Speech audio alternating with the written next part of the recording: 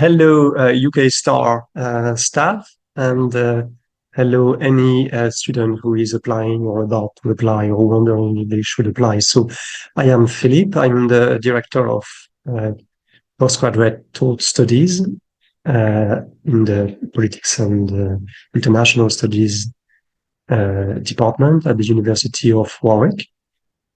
So my role is basically to manage these 10 master's degrees of ours. I'm going to speak first, and then Pei Yu, who is one of the current students on our programs, will share her personal experience as a student. And she will speak in her native language, which is Mandarin. I will limit myself to English because my Mandarin is really limited. So I've put a picture on this first page, which is just one of our former students who went on, actually, if I remember well, her name was Anna, and she went to Scotland to do a PhD after that in politics. So she really enjoyed her time, obviously, and she got great marks. On the bottom left here, you can see that we have a ranking, second time, Sunday time. You have different rankings available on the market, and if you want to understand what they mean and why they can be different, and they can vary year on year, it's because they include different indicators. So this one is a comprehensive indicator of how much the students enjoy their experience with us and how well they do after that in terms of professional prospects. All right. So I want to thank UK Star for having us with them today in Taipei. And I'm going to give a general presentation of the department and also a few elements about why it can be a good idea to come and study at Warwick.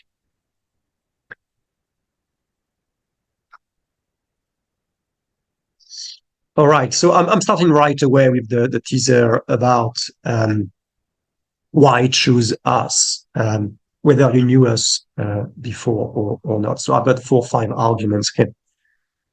First, the USA are not the only option for studying abroad in English language. Obviously, the UK is the original place for high quality English education, English language education, and Sahiwen actually has a master's degree and a PhD from England, where Warwick is too. So that can be a good example. I know the new elect president had a degree from the US, but the UK has a very rich academic culture and a variety of options for you to choose from. Warwick is not in London, but it's just 1 hour away by train. So if you study at Warwick, you typically leave for students and for staff too, either in Coventry, which is a bit north, a few kilometers north, or Leamington, a few kilometers north, like 10-15 minutes bus or Uber from the university. And from there, you can just take a train directly to London. So you can enjoy the city life and at the same time enjoy the campus life because Warwick is a campus. Okay. I chose to work at Warwick because it's a campus. I did not want to go to the city. That was my choice. I had lived more than 10 years in Paris before and a few other cities, and I had enough of that. And I still travel to London from time to time for various activities. Okay. I want to say here that politics is an important subject. Not just in the UK, but I think it should be of interest to Taiwanese students. And on top of my head, from the current context, national and geopolitical context, I think international relations, security studies, and also public policies maybe should be of interest to Taiwanese students. This is part of your current country's fate and future. And if you want to understand these things and make a difference in these domains, then that's the discipline you need. Whether you've done politics or international studies at undergrad or not, because we will speak later about the entry criteria. But you may have done history or languages or law or sociology or other social sciences, typically you still have a chance to enter our programs. And even if you come from further away, if you have experience or other activities, professional experience or charity experience linked with politics in some way, then you may qualify to enter our programs. We want a diversity of profiles, to be clear, and that's useful for students to interact with people from different subjects. It's important for us to guarantee freedom of thinking and speech in class and other academic events. The British academic tradition and more generally the European academic tradition is really keen on guaranteeing that. So you need to gather information in a rigorous, impartial way, and then develop critical skills so that your work, your study is not defined by ideology or by pre-established public policies, but by your making up your own mind about the subject matter. We have a cohort which is between 110 and 130 students every year. And this cohort is diverse in origins.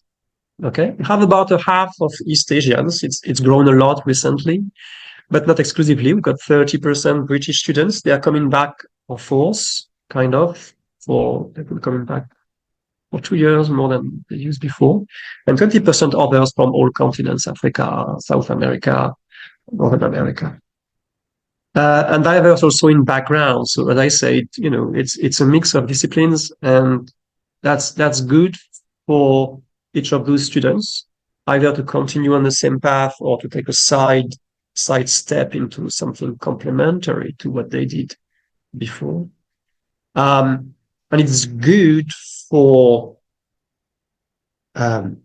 the cohort itself and their interactions to have this variety of study background and also professional background, because we have every year a few students who have done some work related to politics or not before. So they bring something special to the student experience.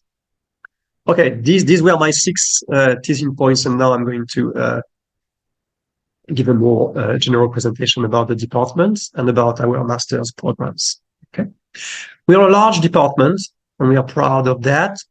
That enables us to offer a diversity of specialisms, expertise for the different modules we teach. We call modules the courses, actually. So each student chooses one course out of 10, and then you have a range of modules you can choose between 4 and 7 for each student.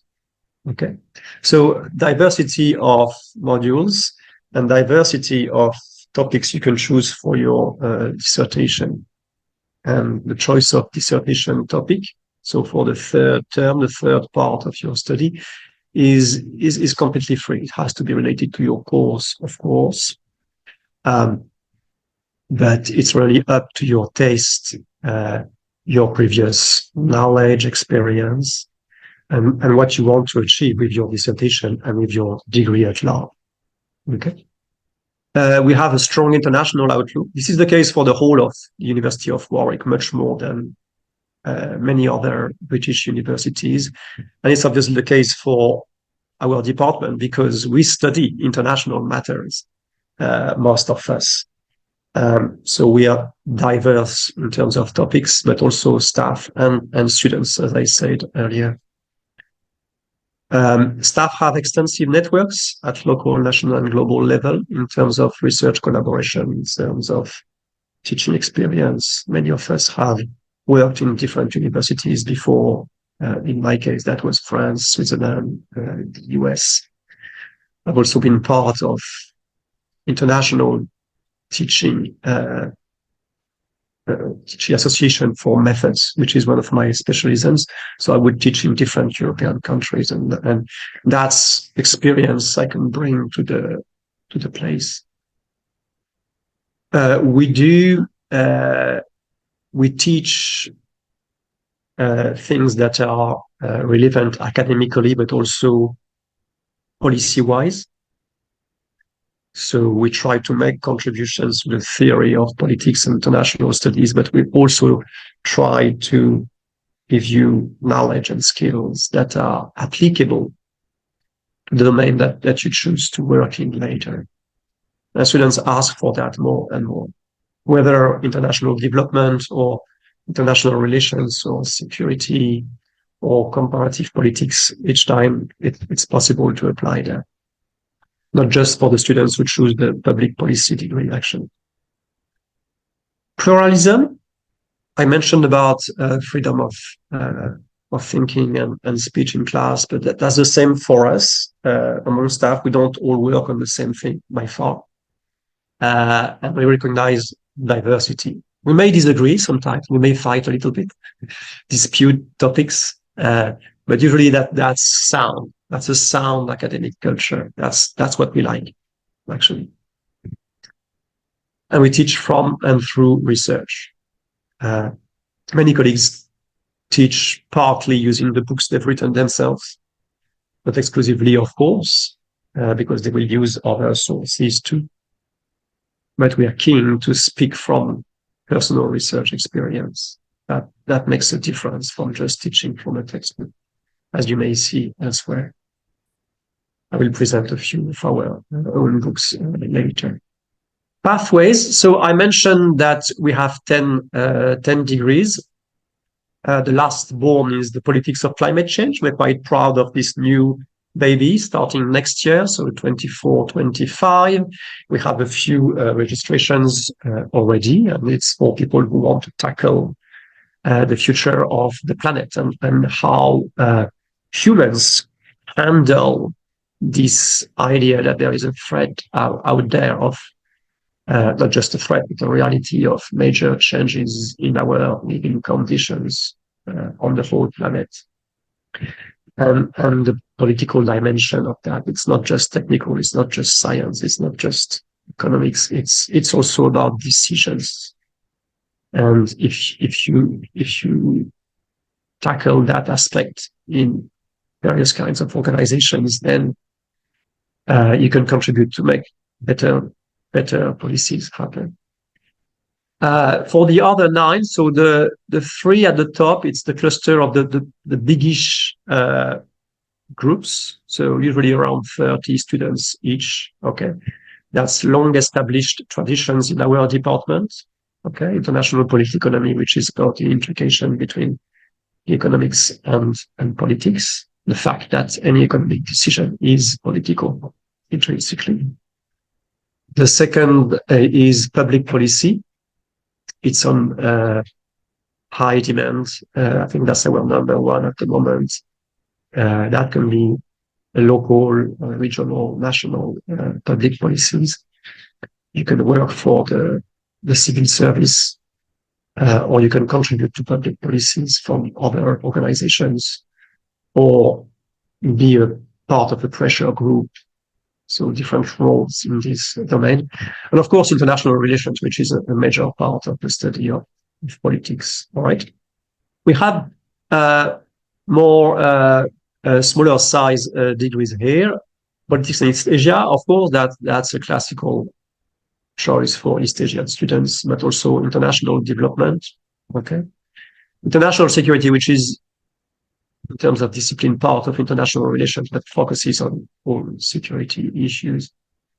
Political theory is a strong British tradition of theorizing politics, working with concepts more than empirical data and applications. It has links with public policy. And of course, it can be focused on national issues or on international issues. Okay, so there can be different ways of theorizing politics. Politics, big data, and quantitative methods. I used to be the director of this one. I still teach on it. So that's using quantitative methods to analyze political events, political attitudes, political beliefs.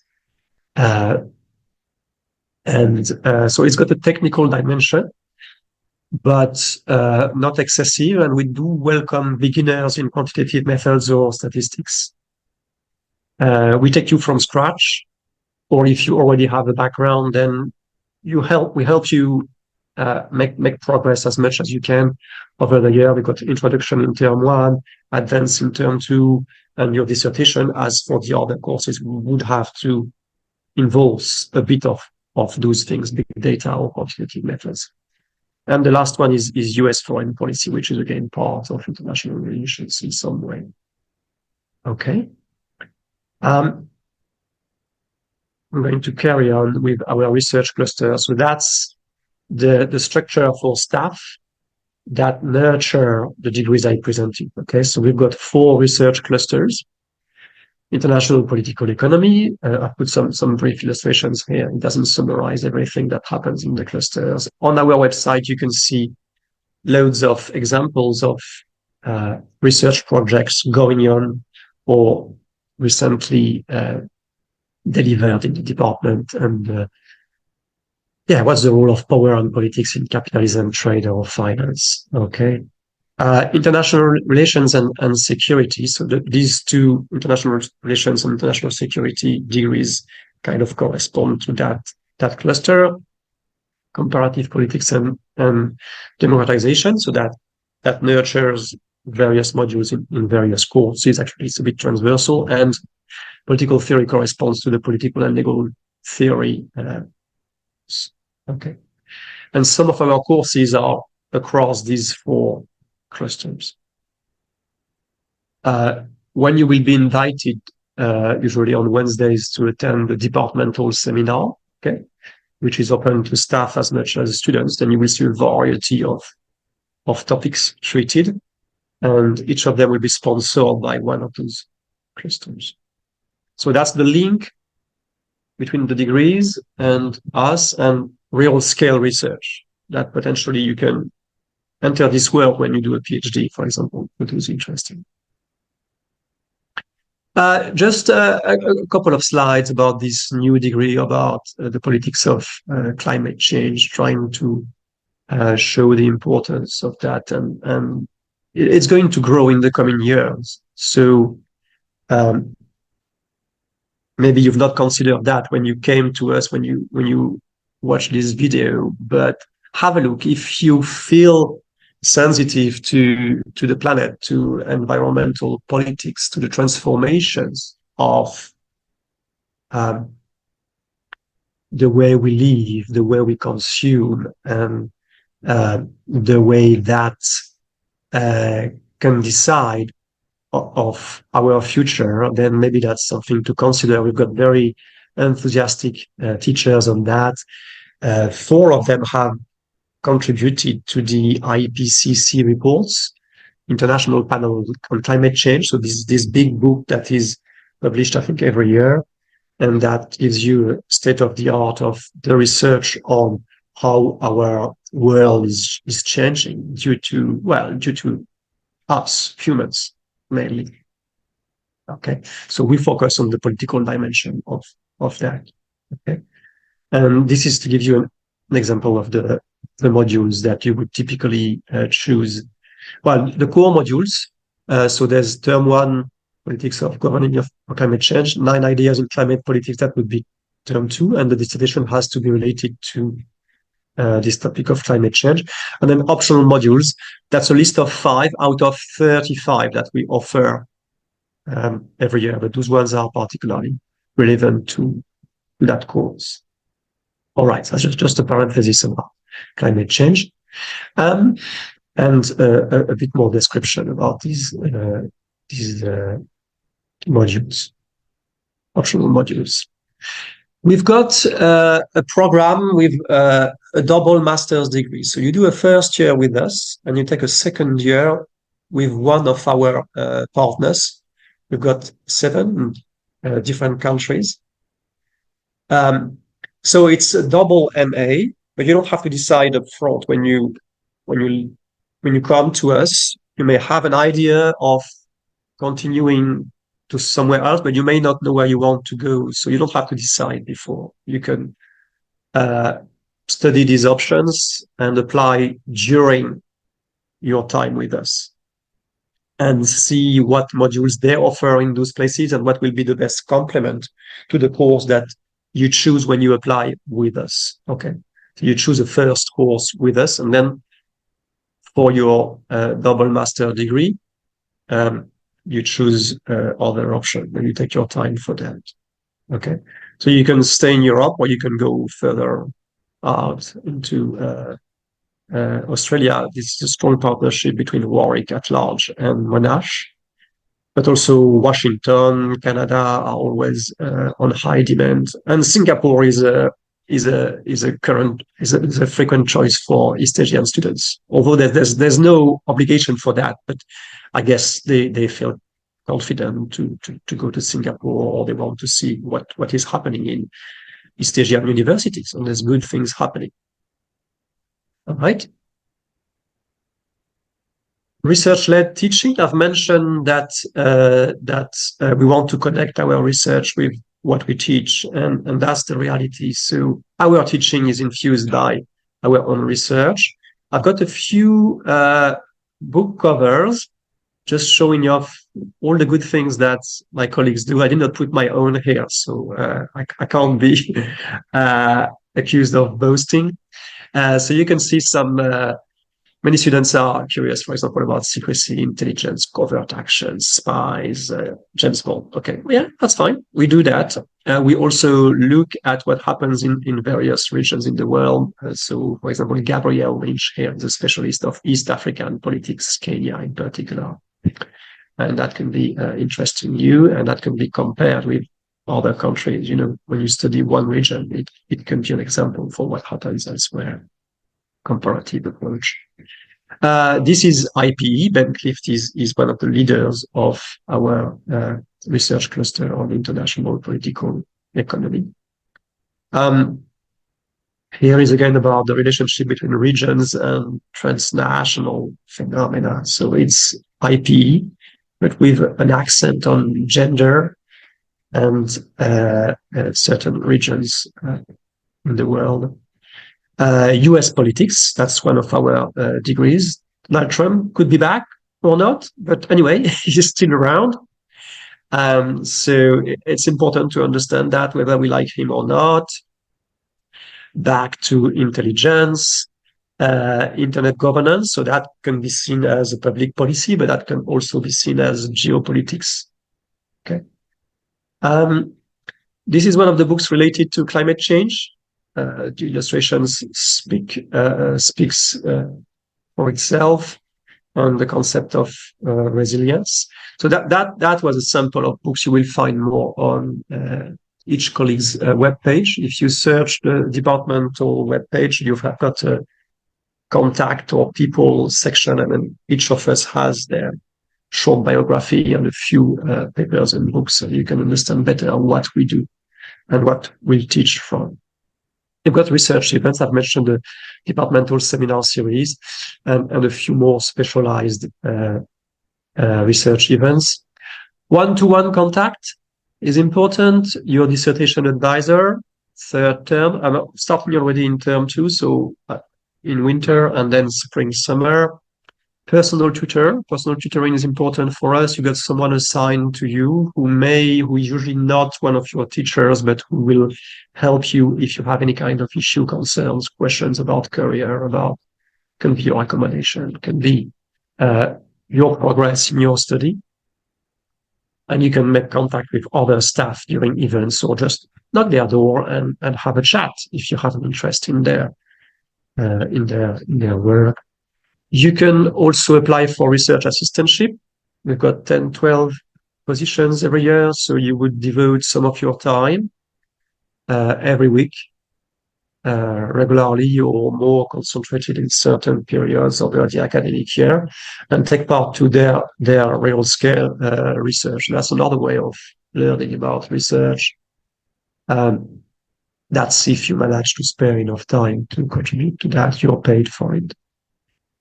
Dissertation supervision is tied to research specialisms, of course. We try to match as well as we can students with staff. And we've got the this important event of the dissertation conference happens at the end of May. There's 2-day intense exchanges and talks from outside guest speakers. And it's organized by the students. We support, we accompany, we guide, but students decide what they want to put in there. So it's really their event, usually their first experience of an academic conference. All right. Links to employers. University from the outset, at the end of the 60s, was created with strong relationships with the industry in the UK, and it has kept this flavor, of course, in the sciences and engineering subjects, but also with us. We have links with employers through our research, through various consultation where we do previous professional experience for some of us, and alumni feedback and alumni coming back to us, giving talks and things like that. So students should really appreciate that. They can feel what's coming next, and we are keen to help them with that. So it's mostly term 3, I would say, because students have more time. Formal teaching is over by the end of March. And after that, they still have a few essays to deliver, and then an exam possibly, and then they will devote their time to their dissertation, and they have more time to prospect for what comes next. Career path. That's the classical career path of politics and international studies students. The dream job for quite a few students is working for the UN or similar international organizations. And those who manage to do that, they are so happy to come back to us and give a talk. But that's not the only option, and not everybody wants to do that. So we also have politics and administration taking place at national or local level, consulting, journalism, academic professions, of course. Politics, more or less close to central politics, can be more local politics, can be advisory roles to political teams, parties, trade unions. Charity is also a prospect of choice for many of our students. I'm mentioning here data analysis because there's more and more of that in any of the courses. We deal with data, whether we like it or not. Machines do that for us, so better to get a sense of what's happening there. So that's an option for those who are happy to invest a bit into this. Okay. Skills developed at PAIS. Research skills, definitely. A master's degree is training to research by research. Whether you want to be a researcher later or not, just a small minority of you might go into this for real, but there's also research taking place outside universities. And research skills are used in other sectors. Okay. The ability to gather data relevant to a project and to analyze those data and to make a final presentation or write a report. This is something fairly universal for many jobs at management level. Of course, subject-specific knowledge, whether you're kind of discovering politics or following on from a politics degree, problem solving, analytical thinking, flexible and adaptable approach to learning, being critical, not taking for granted what's happening out there, but building your own reading grid on what's happening in politics. Teamwork, we try to encourage that too. Self-organization, which is intrinsic to research. You need to learn to be autonomous more than for undergrad studies. Interpersonal and communication skills, they are definitely key in most professional environments later. So we are introducing more and more interactive presentations in class. And the dissertation conference is an opportunity to share with your peers what's your project, why you chose it, what you've done so far, what you plan to do over the summer for the rest of term 3, and until you deliver in September. Project design, management skills. Time management is important. You need to deliver essays on a certain date, by a certain date, and we insist on that. All right. I've put the example of a lonely student. It's an active one here. All right. Support to students. We mostly teach 2-hour block teaching, so no separation between lecture and seminar. That's the way we do things, which means sometimes there's a bit of presentation from the lecturer at the beginning. Sometimes it's interactive from the start, but 2 hours at this stage of your student trajectory is a good amount of time to really have time to analyze a concept or a case study or a group of theories on your topic, based on the readings you will have done before, and at the end trying to take stock of what you've learned to use that in your assessment. Okay, that's the general cycle of learning. We have weekly advice and feedback hours, as we call them, office hours, if you like, for one-to-one complement advice. If you've missed a class, you can still come to us and ask questions. Personal tutoring, I've mentioned that too. Not everybody needs that, but when something happens, when you have whatever, financial hardship, illness, family, you need to help, and you need to travel back, for example, that happens. So we try to, personal tutor is here to assist you with this and tell you how to, for example, get an extension for delivering your essays. You're not alone. Skills and training sessions, that's my duty, and a few more colleagues. So that's outside the regular modules, and that prepares you from term 1 to delivering your dissertation. And I've got a dropping, a weekly dropping. The structure for single MAs is as you see here, so 180 credits. So 20 credits for a 1-term module, 40 for a 2-term module. You need to accumulate 120 credits of regular modules. So if you calculate, that's between 3 and 6 modules, plus dissertation, which is 60. That's a third of your time and efforts and credits at the end of the year. Okay. And your classification, so just pass or merit or distinction, will depend on your average out of 100 on these 180 credits. Okay. That's a fairly standard structure in British master's level study. All right.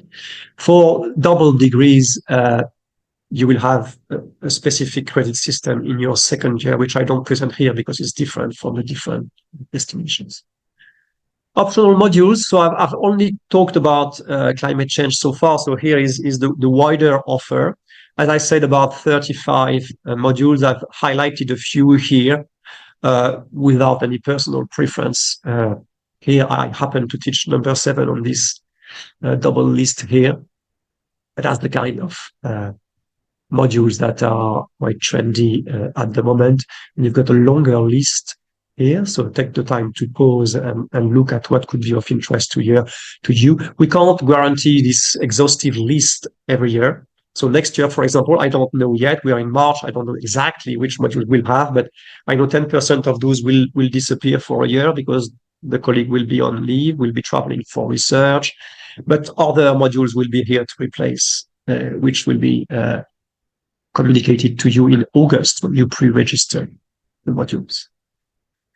Entry requirements, so that's an important point. We have a lot of questions about that. I can't cover everything, but basically you may have a straightforward degree which directly links into politics, sociology, history, economics, politics, international studies. Typically when you take sociology or history, you have some politics in your module. So for those backgrounds, you're well prepared, obviously. You just need a 2-1, that's it, you're in. You also need the language qualification, which I put at the end here. Okay, i.e. LTS 7 average, or having studied in an English language higher education institution of some kind. Okay. If you're in a tangential or more distant subject, then we look at the modules you take again. If there is some politics or public policy, something related, some social sciences at large in there, and we look at your references and we look at your personal statement and experiences on your CV. Okay. So we examine these different credentials transversally so as to understand and just make a judgment. Are you well prepared to succeed on our degree? Okay. Our purpose is that all the students succeed at the end of the year. We want the best students, of course, but all the students we accept need to have a fair chance of succeeding and enjoying the study with us. Okay. So I will surely have questions about that later in the session, and I'm happy to take them. But that's the general idea. Okay. Of course, I should mention that we have 10 degrees, and depending on the course you apply for, because you have to apply for a specific course, you can make several applications for different courses, but typically you apply for one, maybe two. Then you may have other disciplines that are more or less relevant for that. For climate change, typically environmental science is a good background if you have an interest and a sense of what the social sciences can add up to that. For international political economy, of course, if you come from economics, possibly business or finance, then you're already quite well equipped for that. So politics is not the only option.